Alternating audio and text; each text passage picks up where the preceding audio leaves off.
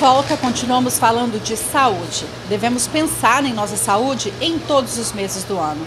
Mas é claro que o mês de outubro, esse movimento chamado Outubro Rosa, faz as pessoas se mexerem ainda mais. E é por isso que nós falamos dele agora, no quadro Saber, Sabor e Saúde, que hoje será comigo.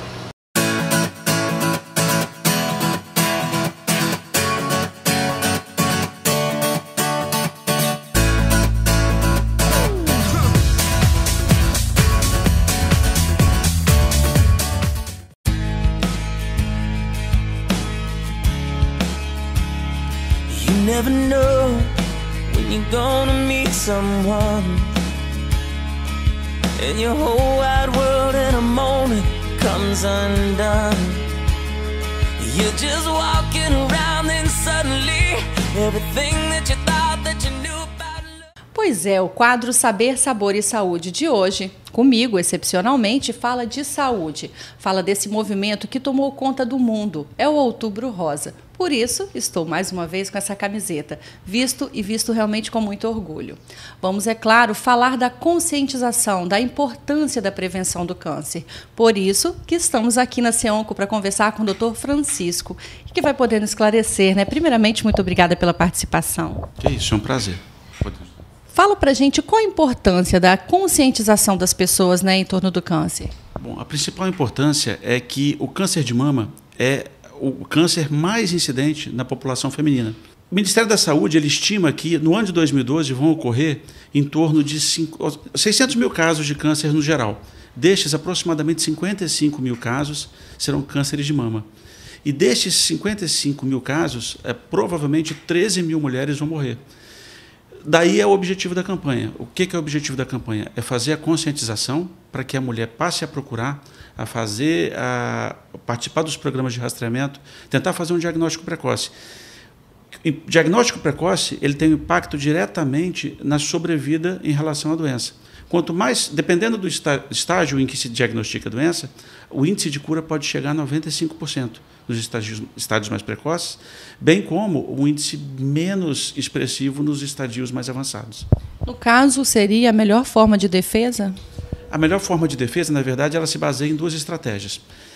Pode se basear na prevenção dos fatores que são fatores modificáveis, que são fatores culturais ou, às vezes, sociais, e nos fatores, a intensificação do programa de detecção precoce nos pacientes que a gente não tem como modificar.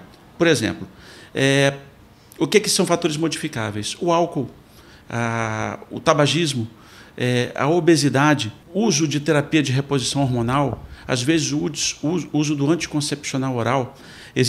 Não é uma coisa muito bem definida, mas estima-se, acredita-se, que os anticoncepcionais com doses elevadas de estrogênio, eles podem ter relação com aumento de câncer de mama, então sempre procurar a orientação de um ginecologista para estar fazendo uso, que de uma maneira geral a dosagem é muito baixa, não tem grandes problemas. E existem aqueles fatores que não são possíveis de prevenir. Por exemplo, uma primeira menstruação muito precocemente, a menopausa muito tardia, uma mulher que não teve filhos ou que teve filhos muito tardiamente, após os 35 anos, todas essas mulheres elas se expõem a maior número de ciclos menstruais ao longo da vida. E essa maior incidência de ciclos menstruais ela tem aumenta a chance de ter um câncer de mama. Bem como, ao contrário do que a população pensa, na questão do câncer de origem hereditária. As pessoas pensam que é muito frequente, na verdade corresponde apenas a 10%. E o que se faz com essas pacientes de risco que não tem como modificar esses hábitos? Tenta-se incluir num programa de detecção um pouquinho mais intensivo, através de estímulo ao autoexame, de exame clínico da mama e bem como os programas de rastreamento através de mamografia. Quando começou a se fazer esses programas, em torno de 25 anos atrás, se eu não me engano, no Canadá e no Reino Unido, começou a se fazer o programa de rastreamento, de prevenção. O impacto veio ocorrer hoje, nos dias de hoje, em torno de 2 décadas e meia após.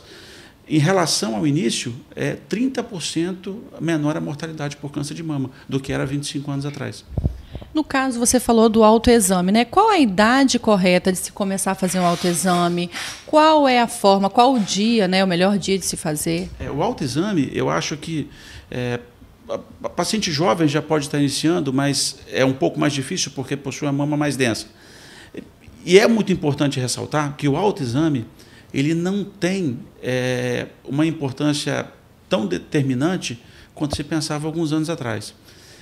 O que acontece? O autoexame é importante? Mas no sentido de a mulher ter um autoconhecimento do corpo e, eventualmente, conseguir diagnosticar uma alteração de forma mais precoce. Mas ele é decisivo para o diagnóstico? Não é.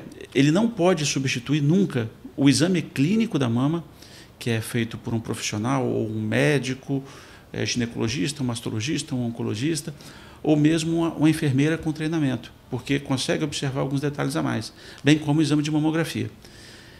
O período mais importante, o período mais fácil para se fazer o autoexame de mama é o período que se segue a menstruação, em que a mama está menos edemaciada e a mulher tem condições de ter uma percepção maior, se houve ou não alguma alteração.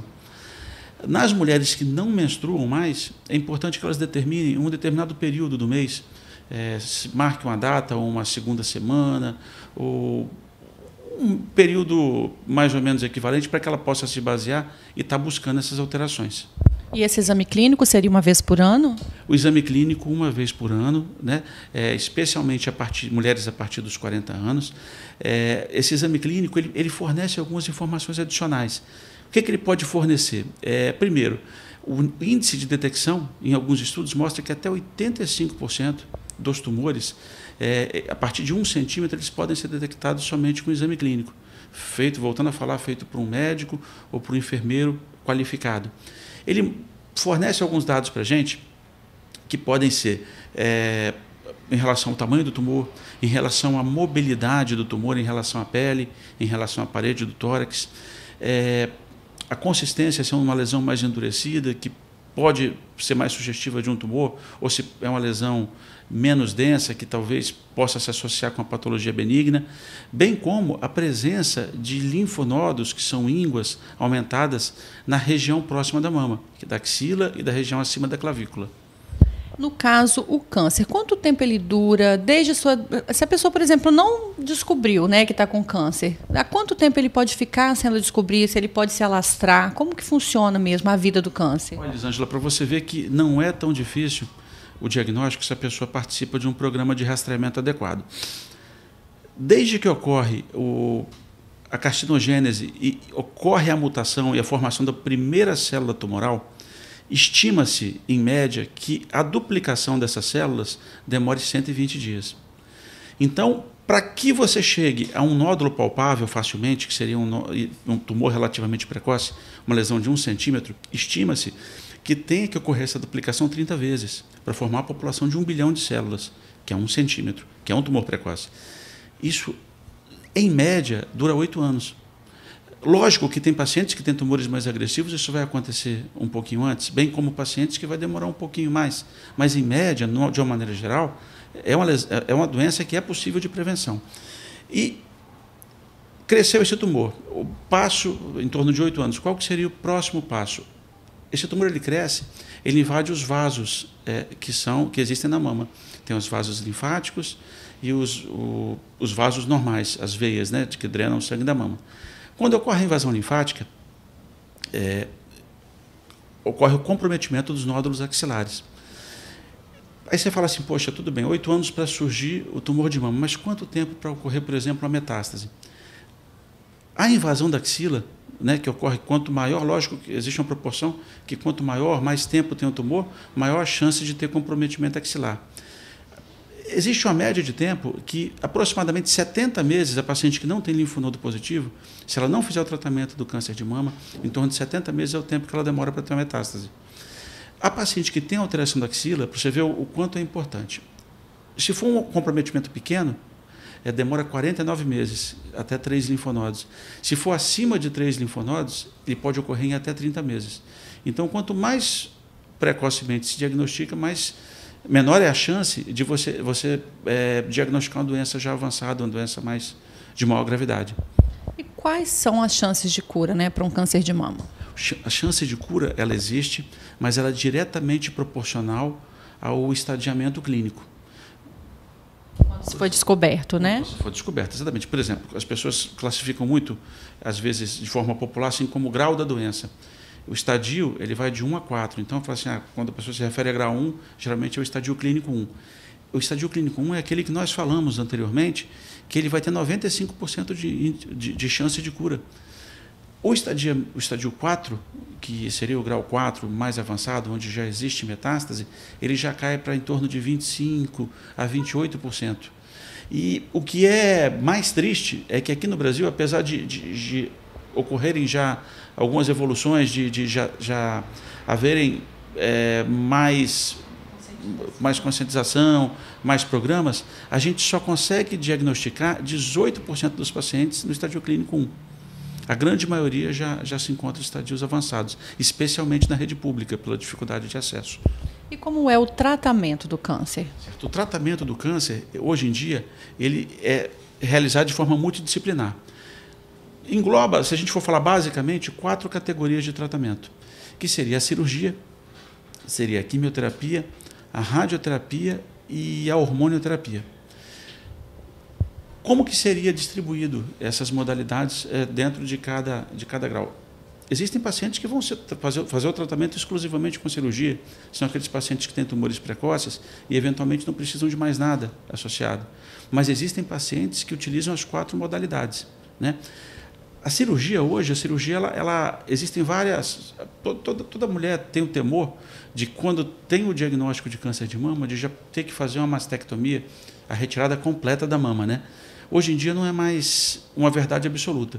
Existem tumores, sim, que vão ter a necessidade de fazer a mastectomia, mas existem pacientes que podem fazer uma ressecção parcial, às vezes somente de um quadrante, que é um segmento da mama, um setor, sem fazer a retirada da mama inteiramente.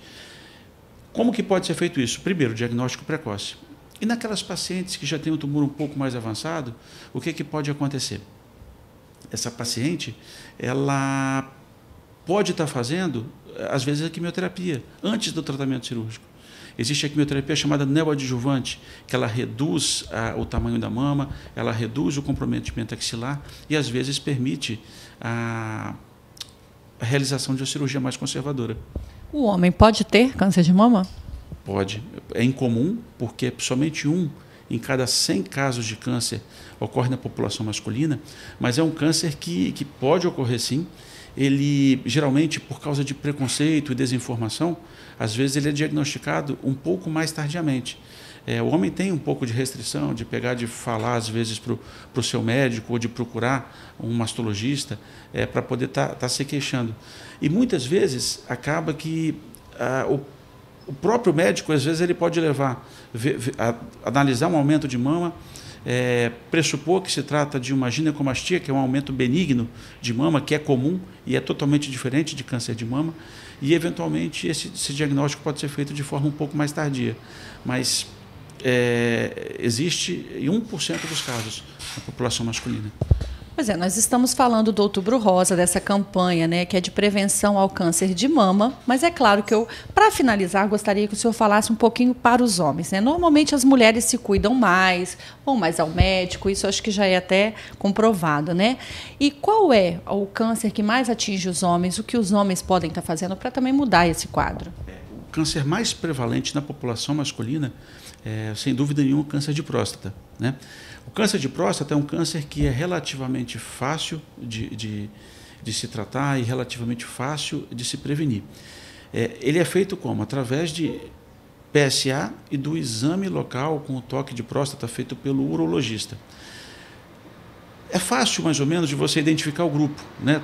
Todo homem, a partir de 40, 45 anos, ele tem que já participar, já começar a fazer isso anualmente. Mas o câncer de próstata é um câncer que, assim, ele é muito indolente. Não pode se esperar que ele apresente sintomas para poder buscar ajuda. Para você ter uma ideia, 55% dos pacientes não apresentam sintoma nenhum no diagnóstico. Então, esperar um sintoma para você buscar ajuda não é adequado.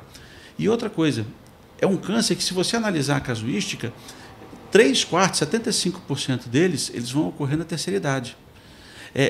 Existe um dado que foi divulgado uma vez de autópsias de pacientes acima de 80 anos. Foram feitas análises, exames desses pacientes que morreram de outras causas, aos 80 anos, 63% apresentavam câncer de próstata, assintomático. Mas, desde que se faça a prevenção adequada, o diagnóstico é relativamente fácil de se fazer, o tratamento ele resolve a grande maioria dos casos. Pois é, a nossa entrevista vai terminando por aqui. Eu agradeço de coração, né, por todas as informações. A gente promete em breve trazer outras informações, falar mais de saúde, porque realmente é muito importante. Então, muito obrigada. E qual a dica final que você deixa para quem nos assiste? Bom, buscar uma qualidade de vida melhor, tentar evitar esses cânceres, esses hábitos sociais que às vezes não são muito adequados.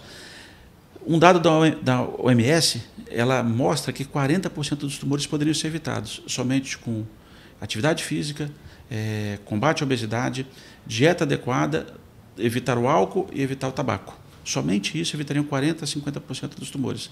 Fora isso, que a mulher não deixe de participar a partir dos 40 anos dos programas de rastreamento de câncer de mama, a partir do início da atividade sexual, dos programas de combate de rastreamento de colo de útero. Da mesma maneira, o homem tentando aderir ao programa de rastreamento de câncer de próstata.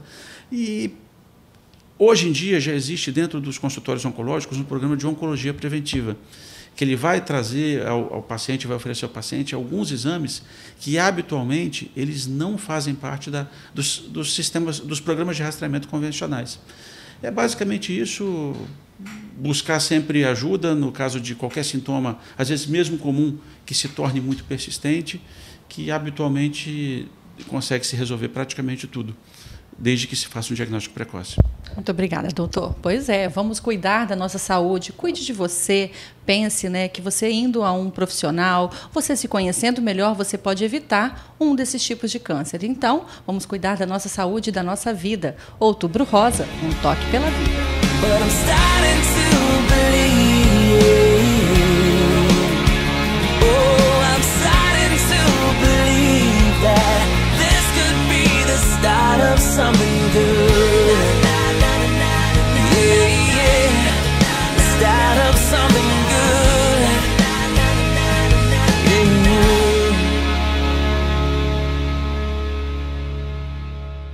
Muito obrigada mais uma vez a doutor Francisco e a toda a clínica CEONCO. É claro, foi de muita valia para o nosso programa todas essas informações. E a CEONCO em breve estará de volta aqui no nosso programa Evidência, viu, gente? E assim, é desta forma, falando de saúde, falando de vida, que nós terminamos a edição desta quarta-feira. E é claro, eu espero que você tenha curtido tudo que mostramos, que tenha gostado da minha companhia, porque eu, como sempre digo, adoro ter a sua companhia. Você sempre é meu convidado de honra. Então esteja aí do outro lado, né, na próxima sexta-feira, 12h30, 19h30, aqui na TV Sim, porque tem muito mais novidades pra gente conferir juntinhos. Eu sou Elisângela Ramos, adorei ter a sua companhia e, é claro, te espero na próxima edição. Um beijo também para toda a galera, para toda a equipe Nota 1000 aqui da Yogosoft. E parabéns, feliz aniversário, esse aniversário merece sim ser comemorado. Um beijo grande a todos vocês, até a próxima.